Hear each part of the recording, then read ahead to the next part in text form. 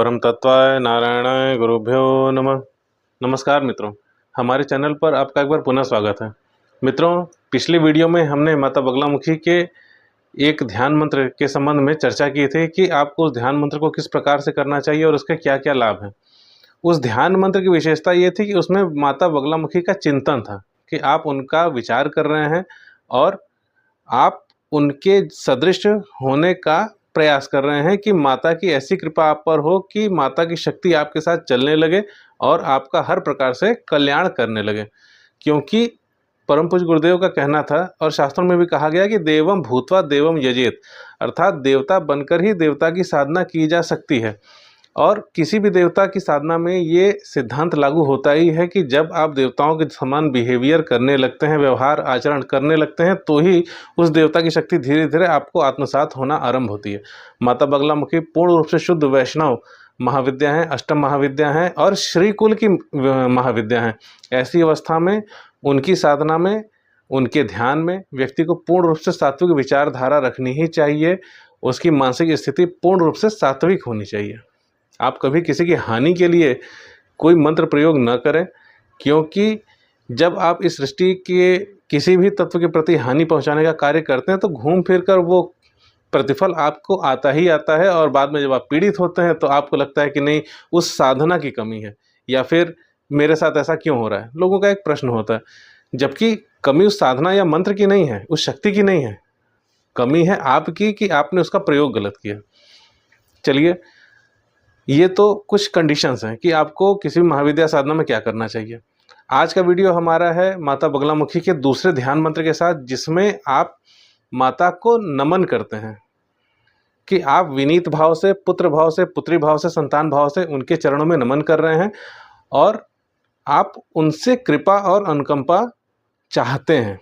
वो ध्यान मंत्र आज आपको यहाँ पर बताया जाएगा। यदि इस ध्यान मंत्र को आप निरंतर पढ़ते हैं, जपते हैं, उसका श्रवण करते हैं, उसका मनन करते हैं, तो निश्चित रूप से माता बगलामुखी की कृपा आपके जीवन में होने ही लगती है और चमत्कारिक परिवर्तन होना आरंभ हो जाते हैं। लेकिन ये मत सोचिएगा कि आज ही आपने जपना शुरू किया, आज ही परिवर्तन होने लगे। वो परिवर्तन होंगे, लेकिन जैसे एक वृक्ष का बीज आज आप लगाते हैं और फल कुछ समय पश्चात निकलता है, वही सेम चीज़ मंत्रों के साथ भी होती है, क्योंकि मंत्र भी बीज ही हैं। जब वो आपके मानसिक भूमि पर लगते हैं तो धीरे धीरे उनके फल भविष्य में प्रकट होते हैं। तो आज का जो ध्यान है, सर्वप्रथम वो ध्यान हम लोग श्रवण करेंगे। आप सभी श्रवण करें इसका। ओम मध्ये सुधाब्धि मणिमंडप रत्न वेद्याम सिंहासनो परिगताम परिपीत वर्णाम पीतांबराभरण माल्य विभूषितांगिम देवीं नमामि धृदमुद्गर वैरिजिह्वाम्। अब इसका पूरा अर्थ समझते हैं। मध्ये सुधाब्धि मणिमंडप रत्नवेदी।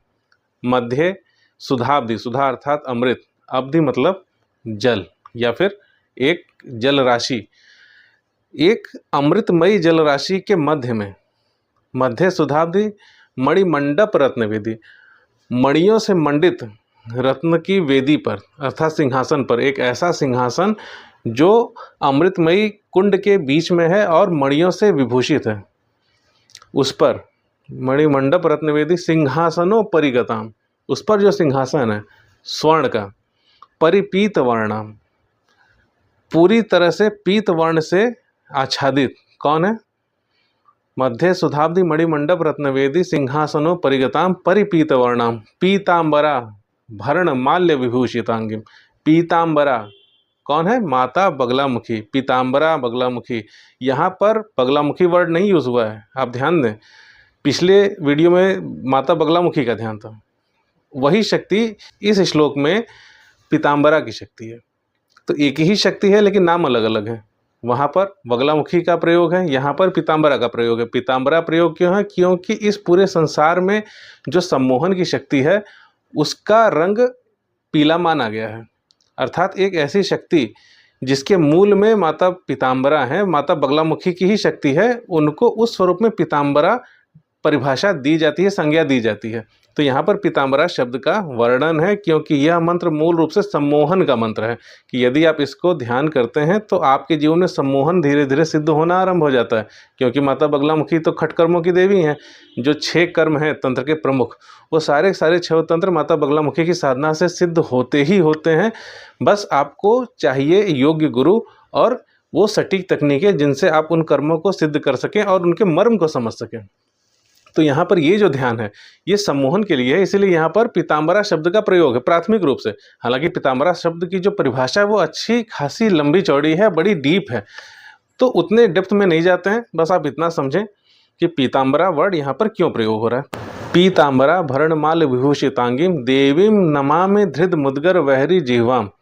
जो पीताम्बरा हैं और स्वर्ण चंपा के पुष्पों से पूर्ण रूप से आच्छादित हैं, अर्थात स्वर्ण चंपा के पुष्प धारण किए हुए हैं और स्वर्ण चंपा के पुष्प उनके सिंहासन पर भी व्याप्त हैं, हर एक जगह पर रखे गए हैं। वो माता जो स्वर्ण चंपा के पुष्पों से आच्छादित हैं, पीताम्बरा भरण माल्य विभूषितांगी, जो स्वर्ण चंपा के पुष्पों से विभूषित हैं। देवीम नमामि धृत मुद्गर वैरी जीवाम। धृत मुद्गर वैरी जीवाम, धृत मतलब धारण करना, मुद्गर और वैरी की जिह्वा। वैरी अर्थात शत्रु। शत्रु कौन है यहाँ पर? शत्रु है आपके जीवन के जो 6 विकार हैं, अर्थात काम, क्रोध, मद, मोह, लोभ और अपस्मार। ये जो 6 विकार हैं वो, और उसके साथ ही साथ जो आपके जीवन में आपको हर समय हानि पहुंचा सकती हैं वो विचारधाराएं, वो कुसंग, वो आपके जीवन के संस्कार जो आप लेकर घूम रहे हैं अपने रक्त में, अपने डीएनए में, उन समस्त विकारों को दूर करती हैं। कौन? माता बगलामुखी। देवीम नमामि धृत मुद्गर वैरी जिह्वाम। वो वैरी हैं जिनका पूर्व में यहाँ पर नाम लिया गया, जो विकार हैं आपके हर प्रकार के, वही आपके वैरी हैं। तो उन सारे विकारों को वो अपने नियंत्रण में ले लेती हैं और धृत मुद्गर, अपने हाथ में मुद्गर धारण करती हैं। मुद्गर ही क्यों? क्यों खड्ग नहीं? क्यों पाश नहीं? क्यों वज्र नहीं? इसकी व्याख्या कभी किसी और वीडियो में की जाएगी, अन्यथा ये वीडियो बड़ी लंबी हो जाएगी। तो धृत मुद्गर वैरी जिह्वा, कि आपके समस्त शत्रुओं को वो नियंत्रण में लेती हैं और दूसरे हाथ में उनके मुद्गर है, वो भी एक्टिव अवस्था में। आप देखेंगे तो मुद्गर रखा हुआ नहीं है। देवी का मुद्गर हमेशा तना हुआ होता है, अर्थात शत्रु पर प्रहार करने के लिए तैयार है। तो वो क्यों तैयार है? क्योंकि जब आप उनके पुत्र हैं, जब आप उनकी शरण में हैं, तो ऐसी अवस्था में देवी का मुद्गर आपकी रक्षा के लिए निरंतर आपके चारों ओर घूमता रहता है। बगलामुखी के साधक के साथ सबसे बड़ा बेनिफिट यही होता है कि माता का मुद्गर आपकी रक्षा हर एक क्षण पर करता है, हर एक समय पर करता है, आपके चेतन अवचेतन हर अवस्था में करता है। उसके लिए ये पूरा ध्यान बना हुआ है।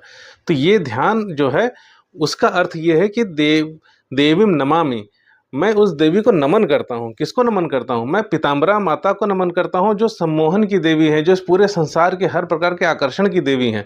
इस पूरे संसार में जितने भी प्रकार के रस व्यक्ति जीवन में भोग सकता है, अपने भौतिकता में, अपनी आध्यात्मिकता में, उन समस्त रसों का आकर्षण करती माता बगलामुखी, माता पीताम्बरा बगलामुखी।